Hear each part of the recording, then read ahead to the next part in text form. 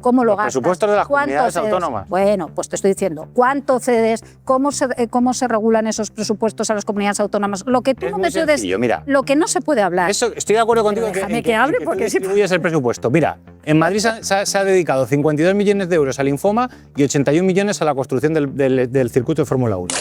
5 momentos de alto voltaje en un solo debate. Antonio Maestre y María Claver protagonizaron un cruce sin tregua sobre la actualidad política española. Maestre defendió que los procesos contra Begoña Gómez y David Sánchez son persecución política pura. Claver, en cambio, acusó a Pedro Sánchez de usar las instituciones como escudo personal. El momento más polémico llegó con los 17 euros a menores migrantes. Maestre lo calificó de medida racista, mientras Claver lo defendió como gestión necesaria. Y todo terminó en una disputa sobre si las políticas de Vox y el PP son racistas o xenófobas. Te contamos todo el cruce a continuación. Maestre. Bueno, yo creo que yo estoy convencido de que las querellas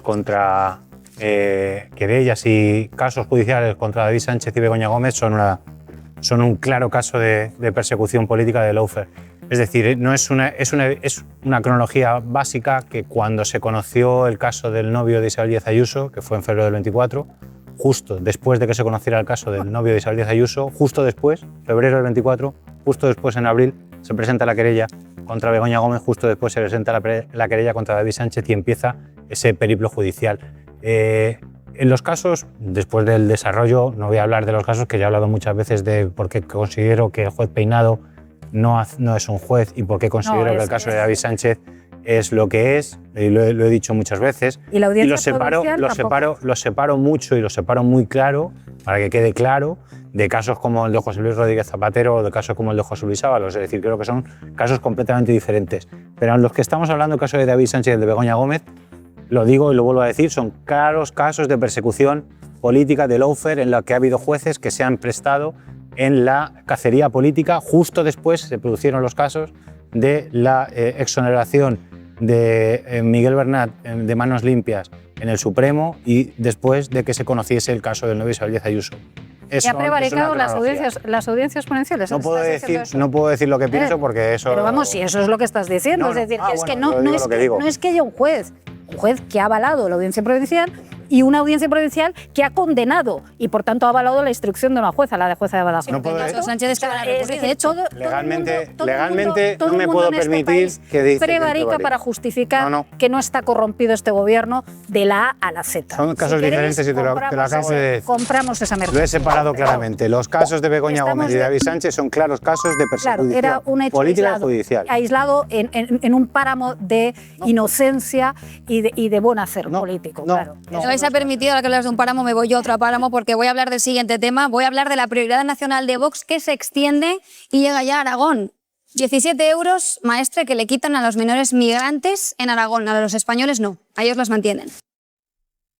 Sí, es una medida racista y yo creo que quiero dejar claro a quién se la quita y para qué. Yo conozco de cerca cómo funcionan los centros de menores migrantes tutelados, por ejemplo, en la Comunidad de Madrid. Los conozco de cerca, conozco gente que trabaja allí. Y todo ese gasto de 17, 20 euros semanal es siempre contra reembolso de ticket, es decir, con una finalidad para qué lo necesitan. ¿Y quieres decir que está muy controlado y justificado? Está muy controlado y justificado. Y además, para que quién lo recibe. Yo conozco el caso de una menor, 17 años, de un país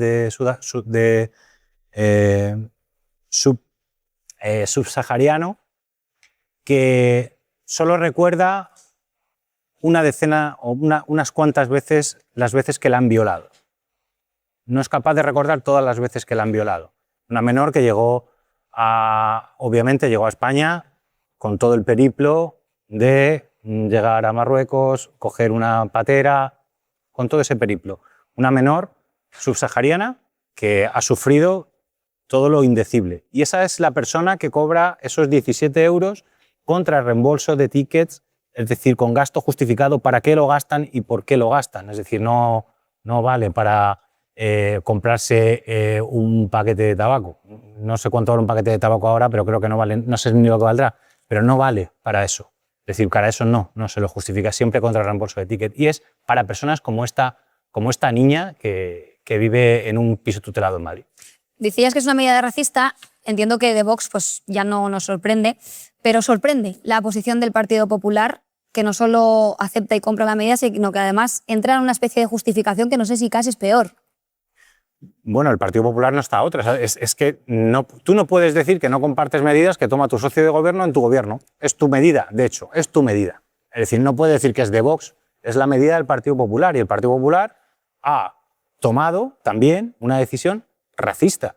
Porque cuando tú tomas una decisión que discrimina por el origen, es racista. No, eso es por la raza. Por el origen y por la raza. Sí, bueno, da igual. La Comunitat Valenciana lo han llamado arraigo. Xenófoba. No, si es por el origen es... fuerza de ser todo racista, si es por el origen es pues xenófoba. deja de ser todo... ¿no? Si te prefieres ser xenófoba, o sea, si te gusta ser xenófoba y no ser racista, bueno, pero es xenófoba, ¿no? Por el origen es xenófoba, ¿lo aceptas? ¿Podemos hablar? Sí, vamos en portugués. Ya que entráis en lo de los términos, por ejemplo, en la Comunitat Valenciana el término que han puesto es arraigo.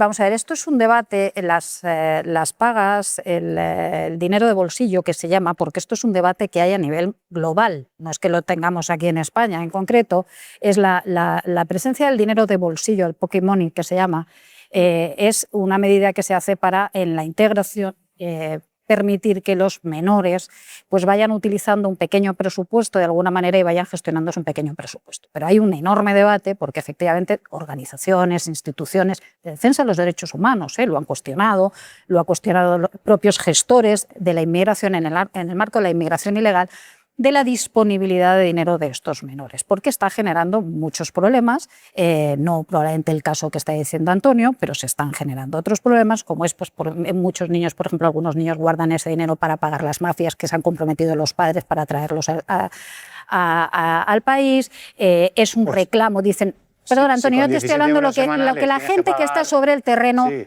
Bueno, ya, sí, pero la gente que está sobre eso es que pero puedes permitir que yo explique tú. Yo ya estoy de acuerdo que para ti todo es racismo en la vida. No, pero yo creo que lo que he dicho. Cuando dices que todo es racismo, acabas por difuminar el concepto de racismo. Es decir, hay debates que los tiene la izquierda, la derecha, porque si tú no das dinero a alguien porque es a uno que es español si se lo das y a uno que es marroquí no se lo das, es racista. Sí, porque se está hablando de se está hablando de la inmigración irregular. Y lo que se dice, pues hay diferentes modelos. Otros dan tickets para evitar que haya dinero en efectivo y se pueda estar moviendo dinero en efectivo para comprar pues tabaco, a veces alcohol, aunque se haya trajinado con tickets. Espera, María. Entonces, quiero decir, está 17 el modelo... euros semanales. Lo digo y lo vuelvo a decir, son claros casos de persecución política de lawfare en la que ha habido jueces que se han prestado en la cacería política. Justo después se produjeron los casos de la exoneración de Miguel Bernat de manos limpias en el Supremo y después de que se conociese el caso del novio Isabel Díaz Ayuso.